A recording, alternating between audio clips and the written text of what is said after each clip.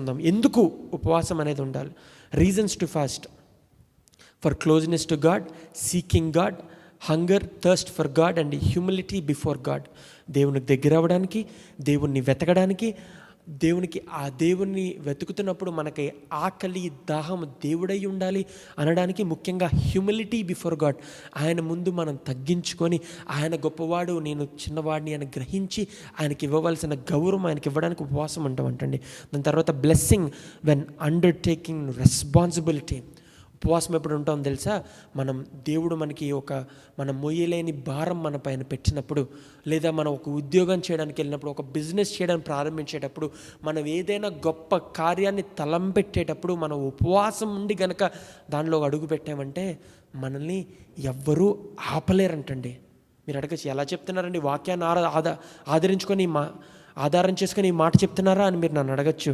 అప్పుడు మీకు అగైన్ మత్తయి సువార్త లేదా లూకా సువార్తలో కనుక మనం చూసినట్లయితే, ప్రభువారు ఆయన పరిచర్య ప్రారంభించే ముందు, బాప్తీసం పొందిన తర్వాత ఆయన మొట్టమొదటి ఏం చేశారండి? మందిరంలోకి వెళ్ళి అందరికీ గొప్ప చెప్పుకున్నారా? నేను మనిషి కుమారుడు అని చెప్పుకున్నారా? No, he fasted for 40 days and 40 nights. ఆయన ఒక గొప్ప రెస్పాన్సిబిలిటీ, తండ్రి అయిన దేవుడు ఆయనకి ఇచ్చిన రెస్పాన్సిబిలిటీని, భారాన్ని మోసే ముందు ఆయన ఉపవాసం ఉండి ప్రార్థించి కనిపెట్టిన తర్వాత ఆయన భారమును ఆయన మోసుకొని వెళ్ళారంట. మనం అదే నేర్చుకోవాలండి. మీకు జాబ్స్ కావాలా? నాకు జాబ్ వచ్చిందండి, లేదా వ్యాపారంలో నాకు లోన్ వచ్చిందండి, వ్యాపారం చేయడానికి నాకు కావాల్సిన ధనం వచ్చిందండి, లేదా పరిచర్య ప్రారంభించడానికి, దేవుని పరిచర్య ప్రారంభించడానికి, లేదా పాటలు పాడడానికి, మందిరంలో పాడడానికి నాకు అవకాశం వచ్చిందండి అని మీరు అన్నట్లయితే, అది ప్రారంభించే ముందు మీరు ఉపవాసం ఉండి ప్రార్థించినట్లయితే, ఆ భారమును గనక మన మీద పెట్టుకున్నట్లయితే, God will bless those beginnings of his ministry. God will bless the beginning of your life. నువ్వు ప్రారంభించే ముందు నువ్వు ఉపవాసం ఉండి కనుక ప్రార్థించినట్లయితే దేవుడు దాన్ని ఆశీర్వదిస్తాడంట. అందుకనే కదండి మనం ప్రార్థించేది. ఇక మూడవది స్పిరిచువల్ బ్రేక్ త్రూ.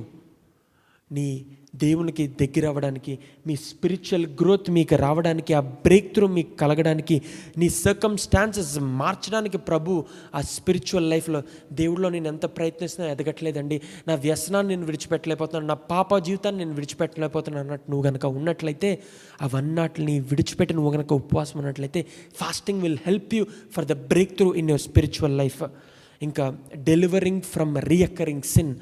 మరలా మనం పాపంలో పడిపోతాం కదా. రీఅకరింగ్ సిన్ అంటే మీకు అర్థమవుతుంది, బూతు మాటలు మాట్లాడడం, తొందరపాటుతో మాట్లాడడం, ఒకరిని జడ్జ్ చేయడం, వేలు పెట్టి చూపించడం, లేకపోతే ఆకలితో తిండిబోతుతనంతో మనం ఉండడం, దగ్గర తాగుడు, వ్యసనాలు, సిగరెట్లు, కైని, జర్దా, గుట్కా, వీడ్ వంటి డ్రగ్స్కి మనం అలవాటు పడిపోయి మాందవని ప్రయత్నిస్తున్నాం. మరలా రీఅకర్ అవుతాయి. లేకపోతే శరీర ఏచ్ఛలు, శరీర ఆలోచనలు అలవాటు పడిపోయి ఆ ఉండే రీఅకరింగ్ సిన్స్ ఉంటాయి కదా, దాని నుంచి దూరపరచడానికి ఫాస్టింగ్ హెల్ప్ అవుతుంది అంటే.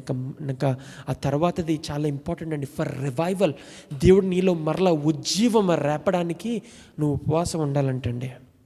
తర్వాత అగైన్ రిపెంటెన్స్. మారు మనసు పొందాలి అని నువ్వు తీర్మానం చేసుకున్నప్పుడు, ఉపవాసం అని కనుక మారు మనసు పొందడానికి నువ్వు ప్రార్థించి ఆయన సన్నిధిలో వేడుకున్నట్లయితే ఖచ్చితంగా నువ్వు మారు మనసు కలుగుతుందంటండి.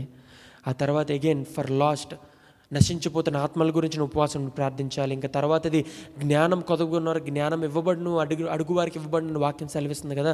జ్ఞానం కొరకు, ఆయన గైడెన్స్ కొరకు, ఆయన డెసిషన్స్ కొరకు నువ్వు ఉపవాసం ప్రార్థించాలి. తర్వాతది నీ గైడెన్స్, నీ భవిష్యత్తు గురించి, ఆయన గైడెన్స్ గురించి నువ్వు ఉపవాసం ప్రార్థించాలి. అన్నట్లకంటే ముఖ్యంగా నీ స్పెషల్ నీడ్స్, నువ్వు ఎదుర్కొనే ఇబ్బందులు, ఎదుర్కొనే ఛాలెంజెస్, ఎదుర్కొనే ఇల్నెస్. అంటే what is illness in Telugu? వ్యాధి, రోగ బాధల నుండి విమోచన కలగాలి, ఆర్థిక ఇబ్బందుల నుంచి విమోచన కలగాలి. అగైన్ దావీదుని కనుక మనం గుర్తు చేసినట్లయితే 2 సమూయేలు గ్రంథంలో మనం చూసినట్లయితే, దావీదు అంట తన కుమారుడు లేకపోతే తన బిడ్డ సిక్నెస్తో బాధపడుతున్నప్పుడు, ఇల్నెస్తో బాధపడుతున్నప్పుడు, David fasted and he prayed and he asked God to deliver him out of that sickness. బాధ, వేదన, హృదయ బాధల నుంచి, లేకపోతే శరీరంలో ఉండే అనారోగ్యాల నుంచి విమోచన పొందడానికి ఉపవాసమును ప్రార్థించినట్లయితే ఖచ్చితంగా విమోచన ఆయన కలుగు చేస్తాడంటండి. ఆ తర్వాత ఆఖరిది, pray for your churches, for your leaders, for the meetings and events and the needs of the church.